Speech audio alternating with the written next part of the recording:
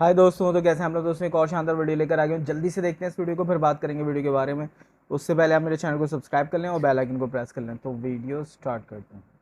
मैं अक्सर एक चीज सोचता हूँ कि ये इसरो, नासा, चाइना, रशिया ये सब लोग चांद पे जाना क्यों चाहते हैं। ऐसा है क्या चांद में जो पता लग जाएगा तो धरती पे लाइफ चेंज हो जाएगी। आपने भी कई बार सोचा होगा, वहाँ पे सांस लेने जैसा एटमॉस्फेयर नहीं है, वहाँ पे हम लोग रह नहीं सकते। 1/4 तो साइज है इसका धरती के कंपैरिजन में। फिर भी ह्यूमंस का ऑब्सेशन चांद को लेकर इतने नेक्स्ट लेवल पे क्यों जा चुका है। ये लिस्ट देखो। ह्यूमंस ने मून पर जाना सिर्फ 65 साल पहले शुरू किया था और अभी तक हम टोटल 146 मून मिशन कर चुके हैं। इनमें से यूएस ने सबसे ज्यादा 59 मिशन किए हैं, सोवियत यूनियन 58, चाइना 8 और भारत ने टोटल सिर्फ 3 मिशन किए हैं। ये सारे मिशन सेम नहीं होते, दरअसल इनके टोटल 7 तरीके होते हैं। इसमें सबसे पहले आता है मून के पास से फ्लाई करना, फिर उसके ऑर्बिट में सैटेलाइट भेजना, फिर उसके सरफेस पर एक इंपैक्ट लैंडिंग करना, फिर वहां पर एक सॉफ्ट लैंडिंग करके एनालिसिस करना, या फिर वहां पर एक रोवर भेजना जो मून के सरफेस पर चल सके, या फिर वहां से सैंपल कलेक्ट करके वापस आ जाना, और सबसे कॉम्प्लेक्स होता है वहां पर एक ह्यूमन को भेजना। यूएस एक अकेली कंट्री है जिसने 7 टाइप के मिशन कंप्लीट करे। वहीं रशिया और चाइना ने 6 तरह के मिशन कंप्लीट करे और भारत ने सिर्फ 3 टाइप के करे। अगर आज के टाइम पर आप देखो, दुनिया भर में मून मिशन का ऑब्सेशन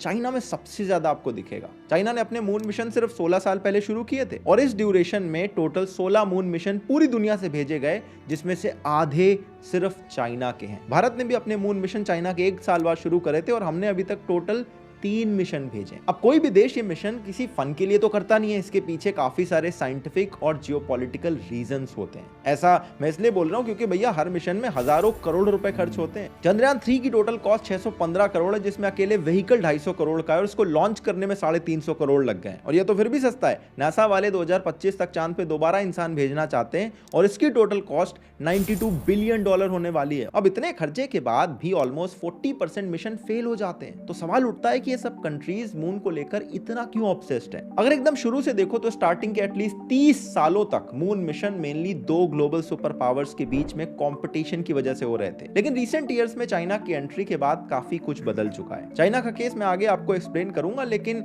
शुरू से देखना चालू करें तो हमें 1945 में जाना होगा। 1945 में जब वर्ल्ड वॉर 2 खत्म हुआ तो दुनिया में सिर्फ 2 ही टाइप के मेजर सुपर पावर थे, सोवियत यूनियन और यूएसए। और इन दोनों के बीच 40 साल चली कोल्ड वॉर की वजह से हमें spy stories, Cuban missile crisis, nuclear race, ये सब कुछ देखने को मिला। और इसी कोल्ड वॉर से हमें मिली स्पेस रेस और मून मिशंस, जिसमें ये दोनों देश एकदम नेक टू नेक कंपीट कर रहे थे। दुनिया भर के टोटल 146 मून मिशन को अगर ईयर वाइज आप ब्रेक डाउन करोगे तो ऑलमोस्ट 100 मिशन सिर्फ 1950 से 1970s के बीच में भेजे गए, जब कोल्ड वॉर एकदम पीक पर थी। जब 1945 में वर्ल्ड वॉर 2 खत्म हुई और जर्मनी के 2 टुकड़े हुए तो वेस्टर्न ब्लॉक जो था उसको कंट्रोल करा यूएस और अलाइड फोर्सेस ने, और ईस्टर्न ब्लॉक पर सोवियत यूनियन का कंट्रोल था। अब वर्ल्ड वॉर 2 के बाद ये दुनिया को पता चल गया था कि भैया किसी भी फील्ड में देख लो, जर्मन टेक्नोलॉजी का मुकाबला है नहीं। इसीलिए यूएस ने चलाया ऑपरेशन पेपर क्लिप और 1600 जर्मन साइंटिस्ट को उनकी फैमिलीज के साथ ये अपनी कंट्री में ले गए। अब इसमें से एक साइंटिस्ट थे वर्नर वॉन ब्रॉन, जिन्होंने नाजी आर्मी के लिए V2 रॉकेट बनाया था। अब ये V2 रॉकेट स्पेशल था क्योंकि ये एज ऑफ स्पेस तक जाता था और वहां से नीचे आके अपने टारगेट को हिट करता था। और इस रॉकेट के साथ अमेरिका को लगा कि वो अपने स्पेस में जाने का ड्रीम पूरा कर सकता है। फिर 1955 में फुल कॉन्फिडेंस के साथ अमेरिका ने अपना स्पेस प्रोग्राम लॉन्च कर दिया और उधर सोवियत यूनियन ने भी अपना स्पेस प्रोग्राम शुरू कर दिया। फिर इनके बीच लग गई एक रेस, जिसकी शुरुआत में अमेरिका हारने भी लगा था। देखो, अमेरिका हमेशा से नंबर 1 बनना चाहता है क्योंकि नंबर 2 वाले को ना हिस्ट्री में कोई रजिस्टर नहीं करता, लेकिन सोवियत यूनियन ने अमेरिका को यही नहीं करने दिया। आपने अपने स्कूल में पढ़ा होगा कि दुनिया की सबसे पहली सैटेलाइट स्पुतनिक 1 थी। ये सैटेलाइट सोवियत यूनियन ने 1957 में लॉन्च करी थी। यहाँ पे अमेरिका पता है सिर्फ 4 महीने लेट था। उसके 4 महीने बाद एक्सप्लोरर 1 नाम से इन्होंने भी सैटेलाइट निकाली, इसको कोई नहीं जानता। 1958 और 59 में टोटल 14 मून मिशन भेजे गए थे, इसमें से 11 तो सक्सेसफुल हुए नहीं, और जो 3 सक्सेसफुल हुए वो तीनों के तीनों सोवियत यूनियन के मिशन थे। ये बात भी अमेरिका को कुछ हजम नहीं हो रही थी और इसके सिर्फ 2 साल बाद सोवियत यूनियन ने एक और बड़ा माइलस्टोन अचीव कर लिया। यूरी गागारिन दुनिया के पहले एस्ट्रोनॉट, अंतरिक्ष यात्री बन गए। ये एक तरह से यूएस के घाव पर नमक छिड़कने वाला काम था। यहाँ पर भी यूएस सिर्फ 3 हफ्ते लेट था। आप यूरी गागारिन को जानते हैं, लेकिन 3 हफ्ते बाद एलन शेफर्ड जो यूएस ने अंतरिक्ष में भेजे, इनका नाम शायद ही आपने सुना होगा। और इसके बाद मून को लेकर सोवियत यूनियन और अमेरिका के बीच में एक इंटेंस कंपटीशन शुरू हो गया। पूरा 1960s मून मिशन के लिए सबसे इंटरेस्टिंग डेकेड बन गया। इस एक सिंगल डेकेड में टोटल 63 मून मिशन हुए थे। ये नंबर ग्राफ पे प्लॉट करके देखो तो अलग से चमकते सकता है। 1961 में सोवियत की विक्ट्रीज को देखते हुए उस टाइम के American president John F Kennedy ने एक बहुत बड़ा क्लेम करा। उन्होंने कहा कि हम चांद पर अपना ह्यूमन भेजेंगे, और वो भी सिर्फ अगले 8 सालों के अंदर। इसके साथ ही वो नासा का बजट भी 89% से बढ़ा देते हैं, और उसके अगले साल ही वो नासा का बजट फिर से डबल कर देते हैं, और 1962 से 69 के बीच में टोटल 51 मून मिशन भेजे गए। इसमें 23 मिशन यूएसए ने भेजे और 29 मिशन भेजे सोवियत यूनियन ने। ये प्रेसिडेंट अमेरिका के स्पेस प्रोग्राम के लिए इतने इंपॉर्टेंट थे कि इनका कैनेडी स्पेस सेंटर इनके नाम पे रखा गया है। अनफॉर्चुनेटली 1963 में इनका असैसिनेशन हो गया, लेकिन उनकी बात आगे चल के सही हुई। जब 16 जुलाई 1969 को अमेरिकन एजेंसी नासा ने अपोलो 11 को पहली बार ह्यूमन से भर के चांद के लिए रवाना किया, और 20 जुलाई 1969 को ये वहां पे लैंड भी कर गए, और फाइनली अमेरिका ने सोवियत यूनियन को बीट कर दिया। ये फेमस स्पेस वॉर में अमेरिका की एक डेफिनेटिव जीत थी। पहली बार आदमी चांद पे पहुंच रहा था। इनका नाम आपने किताबों में खूब पढ़ा होगा, नील आर्मस्ट्रॉन्ग और बज ऑल्ड्रिन। इसके बाद अपोलो प्रोग्राम को नासा ने कंटिन्यू रखा, और अपोलो 11 से अपोलो 17 तक टोटल 7 ट्रिप और लगाए इन्होंने मून के, जिसमें से सिर्फ 6 सक्सेसफुल हुए। अपोलो 13 फेल हो गया था, और इस पे आपने एक मूवी भी देखी होगी, बड़ी इंटरेस्टिंग है। इन ट्रिप्स के थ्रू टोटल 12 लोग अभी तक मून पे जा चुके हैं। वहीं सोवियत यूनियन इसको रेप्लिकेट करने में सक्सेसफुल नहीं हुई। इसके बाद 1972 आते आते अमेरिका ने रियलाइज करा कि भैया मून मिशन काफी ज्यादा एक्सपेंसिव हो रहे हैं, और वहां पे आदमी को भेज के ज्यादा कोई प्रॉफिट नहीं हो रहा है, और ना ही स्पेस ट्रेवल एक रियलिटी बनी, ना ही मून पे प्लॉट खरीदे जा सके, और सोवियत यूनियन अब इन्हें टक्कर भी नहीं दे पा रहा था। तो इन्हें इस कंपटीशन में मजा आना बंद हो गया, तो इन्होंने नासा का बजट कम करना शुरू कर दिया। आप इस ग्राफ से इस बजट के डिक्रीज को क्लियरली देख सकते हैं। फिर आया 1979, जब सोवियत यूनियन अफगानिस्तान में एंटर करता है, और अगले एक डेकेड में अमेरिका और सोवियत यूनियन वहां पर बिजी हो गए। इन 10 सालों में अफगानिस्तान में काफी तबाही मची, लेकिन इस दौरान एक भी मून मिशन नहीं हुआ, और इवेंचुअली 1991 में सोवियत यूनियन 12 देशों में टूट गया, और यूएस के साथ इसकी कोल्ड वॉर खत्म हो गई, और उसके साथ ही स्पेस वॉर भी खत्म हो गई। इसके साथ ही मून मिशन का नंबर भी कम होता चला गया। लेकिन इसके 16 साल बाद 2007 में चाइना ने एक नई मून रेस शुरू करी, अपना पहला ऑर्बिटर और इंपैक्टर चेंगे 1 को भेजकर, जो कि सक्सेसफुल भी हुआ। 2013 में इन्होंने अपना रोवर भी मून पर भेज दिया, और इससे पहले ये काम सिर्फ सोवियत यूनियन कर पाया था। 2019 में ये मून के फार साइड यानी कि साउथ की तरफ भी लैंड कर गए, मून की वो साइड जो धरती से दिखाई तक नहीं देती और वहां पे सन तक नहीं पहुंचता है। और 2020 में चेंगे 5 के साथ चाइना मून से 2 किलो सैंपल तक कलेक्ट करके वापस लौट आया। ये सैंपल उसने मून के सरफेस से 6 फीट नीचे की खुदाई करके निकाले थे। जो 7 तरह के मून मिशन मैंने आपको बताए थे, उसमें से 6 चाइना अचीव कर चुका है, और नेक्स्ट स्टेप होगा मून पर एस्ट्रोनॉट्स को भेजना। चाइना इसके लिए मून पर अलग अलग प्लान बना रहा है। वो मून के साउथ साइड में अमस्टन क्रेटर के पास में एक रिसर्च सेंटर तक बनाना चाहता है, जिसके लिए उसने रशिया के साथ कॉन्ट्रैक्ट साइन करा है, और इसको वो 2025 तक कंप्लीट करके वहां पे 2030 तक एस्ट्रोनॉट को भेजने की प्रिपरेशन कर रहा है। चाइना के एस्ट्रोनॉट मून पर सिर्फ जाएंगे नहीं, उनका प्लान है कि वो लंबे टाइम तक वहां पर रुकेंगे और उस सरफेस की डिटेल्ड स्टडी करेंगे। चाइना की इस मून रेस से नासा ज्यादा खुश नहीं है, और उसके लोग बोलते हैं कि चाइना का स्पेस डोमिनेंस ह्यूमैनिटी के लिए अच्छी बात नहीं होगी। ये सोवियत वर्सेस अमेरिका की तरह ही दूसरी स्पेस वॉर जैसी सिचुएशन डेवलप हो रही है, जहां पे यूएस वर्सेस चाइना हो सकता है इस बार, और इसीलिए नासा भी $92 बिलियन खर्च करके अपना अगला मैन्ड मिशन मून पर भेजने की तैयारी में, और ये काम वो चाइना से पहले यानी 2025 में ही कर लेना चाहता है। अब यूएस और सोवियत वाले केस में तो क्लियर था कि इन दोनों के बीच में एक रेस चल रही थी, लेकिन अभी कोई रेस नहीं है, तो फिर चाइना मून पे क्यों जाना चाहता है? वेल, इसके रीजन भी काफी ज्यादा इंटरेस्टिंग है। पहला रीजन तो वही है जो कोल्ड वॉर के टाइम यूएस के लिए मोटिवेशन था। वो अपने आप को नेक्स्ट सुपर पावर की तरह एस्टैब्लिश करना चाहता है। चाइना ये डेमोन्स्ट्रेट करना चाहता है कि वो इंडिजिनस तरीके से रॉकेट को बिल्ड करके मून तक पहुंच सकता है, अपना बेस बना सकता है और अपनी रिसर्च भी कंडक्ट कर सकता है। और अगला रीजन थोड़ा इंटरेस्टिंग है। चाइना जो सैंपल मून से लेकर आया था ना, उसमें हीलियम 3 मिला है। ये एक ऐसा मटेरियल है जो अर्थ पर तो काफी रेयर है, लेकिन मून पर ही अच्छी क्वांटिटी में हो सकता है,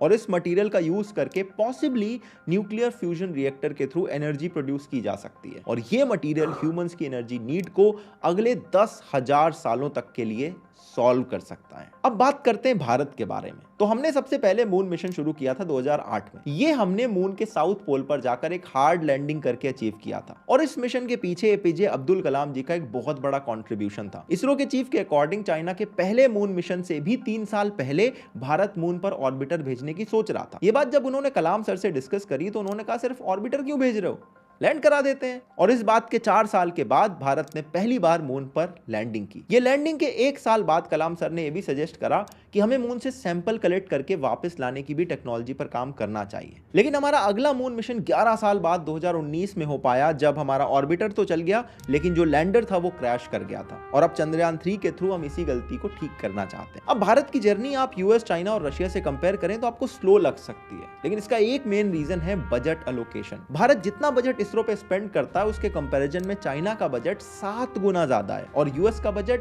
13 गुना ज्यादा। भारत कम रिसोर्सेज होने के बावजूद भी एक एक करके सारे तरह की मून लैंडिंग अचीव कर रहा है और हम स्पेस में अपना पहला मैन्ड मिशन भी 2024 तक लॉन्च कर सकते हैं थ्रू गगनयान। अब हमने मेजर कंट्रीज के मून पर जाने के अपने अपने मोटिवेशन देख लिए। स्टार्टिंग के 30 सालों में mainly America versus Soviet compete कर रहे थे और अब लग रहा है यूएस वर्सेस चाइना जैसी सिचुएशन बन रही है। लेकिन ये वाले सिर्फ जियोपॉलिटिकल रीजन है। अगर एक बार आप जियोपॉलिटिकल लेंस हटा के साइंस वाले नजर से देखें तो मून मिशन हमारे इवोल्यूशन को समझने के लिए बहुत ज्यादा इंपॉर्टेंट है। मून का जो जनरेशन है वो अर्थ से ही तो हुआ है। आज से 4.5 बिलियन ईयर्स अगो अर्थ पर एक मार्स के साइज का मेटेओराइट आकर टकराया और अर्थ के जो पार्ट उससे टूटे वो आपस में जुड़कर ही मून फॉर्म करते हैं। अर्थ पर उसके बाद एटमॉस्फेयर बना, लाइफ बनी, काफी चेंजेस हुए, लेकिन मून में ऐसा कुछ नहीं हो पाया। अब अर्थ में तो टेक्टोनिक प्लेट्स भी खिसकती रहती हैं जिससे जो अर्थ का पूरा सरफेस है वो चेंज होता रहता है। जो मैप आज देखते हैं आप लोग वो बिलियन ऑफ ईयर्स के टेक्टोनिक डिस्प्लेसमेंट से ही आया है। मून पर लेकिन ऐसा कुछ नहीं होता। इनफैक्ट मून के जो सारे क्रेटर्स हैं वो आज तक इंटैक्ट है। इससे हमें बिलियन ईयर्स पहले अर्थ कैसी दिखती थी, उसमें लाइफ कैसे डेवलप हुई, इन सब के बहुत बड़े बड़े क्लूज मिल सकते हैं। जो इसरो ने पहला अपना मिशन करा था वो मून के साउथ पोल पर था और वहां पर हमने वाटर के ट्रेसेस आइडेंटिफाई करे थे जो बाद में 2019 में नासा ने कंफर्म भी करे। मून का इस साउथ वाला साइड जो है इसे हम फार साइड बोलते हैं और ये हमेशा से ही इंटरेस्टिंग रहा है। सबसे पहली इसकी पिक्चर 1959 में सोवियत यूनियन ने खींची थी क्योंकि ये साइड ना अर्थ से दिखाई नहीं देता, इधर सन भी नहीं पहुंचता और इधर कुछ ऐसी डिस्कवरीज हो सकती हैं जो सिर्फ अर्थ ही नहीं बाकी पूरे यूनिवर्स के ओरिजिन के बारे में काफी कुछ हमें बता सकती है। इसीलिए जो चाइना का नेक्स्ट रोवर है वो भी फार साइड पर ही लैंड करेगा और नासा और चाइना का जो लूनर बेस स्टेशन होगा वो भी इधर ही प्लान्ड है और हमारे भी जितने भी चंद्रयान के मिशन हुए हैं वो हमेशा साउथ साइड में ही लैंड करते हैं। तो ये था मून मिशन को लेकर ह्यूमन के क्रेज के पीछे की एक छोटी सी कहानी। आई होप आपको पसंद आई हो। प्लीज अपने थॉट्स हमें कमेंट सेक्शन में जरूर बताइए। ऐसे और वीडियोस के लिए सब्सक्राइब कर ले। मैं आपसे मिलता हूं नेक्स्ट वीडियो में, तब तक के लिए अपना ध्यान रखिएगा। जय हिंद, वंदे मातरम। दोस्तों ये थे ओपन लेटर और बहुत ही शानदार वीडियो बनाई हुई है, बहुत ही अच्छी डिटेलिंग में।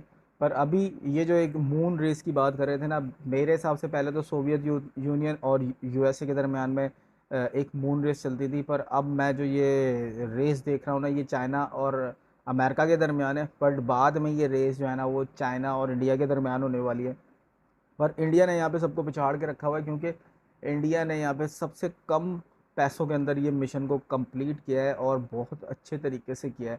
और अभी आने वाले वक्त में वो 3-4 मिशन और भी लॉन्च करने वाले हैं और सबसे मेन मिशन जो होगा ना जिसके अंदर वो एस्ट्रोनॉट्स यहाँ से चांद के ऊपर भेजेंगे। और आने वाले वक्त में जब चाइना वहाँ पे एक अपना स्टेशन बना लेगा, बेस स्टेशन, तो फिर और भी ज़्यादा चीज़ें आपके लिए थोड़ी सी आसान हो जाएंगी। पर देखना बड़ा इंटरेस्टिंग रहेगा और इससे जो हमें चीज़ें सीखने को मिलेंगी और जो हमारी नॉर्मल लाइफ के अंदर आसानी होगी। क्योंकि एक आम बंदा कहता है कि यार चांद पे जाने से क्या फ़ायदा, कोई पैसे तो मिलते नहीं है, कोई ऐसी डिस्कवरीज तो होती नहीं है जो कि ह्यूमन लाइफ के काम आए। पर ऐसा नहीं है, ह्यूमन लाइफ के काम बहुत सारी चीज़ें आने वाली हैं और वो आप लोगों को आहिस्ता आहिस्ता चीज़ों को आसानियाँ होते हुए नज़र आएंगी और वो जब हमारी लाइफ के अंदर एंटर होंगी तब हम उनको समझ पाएंगे। और काफ़ी अच्छा रहने वाला है ये सारा का सारा सिनेरियो। मैं बड़ा एक्साइटेड हूँ उसको लेके क्योंकि मुझे स्पेस साइंसेस काफ़ी पसंद है। आप लोगों को क्या लगता है मुझे कमेंट करके बताइएगा। वीडियो कैसी लगी मुझे कमेंट करके बताइएगा। वीडियो अच्छी लगी तो वीडियो को लाइक कर दें, चैनल को सब्सक्राइब कर दें, बेल आइकन को प्रेस कर दें। मिलते हैं अगली किसी वीडियो में, तब तक के लिए बाय बाय।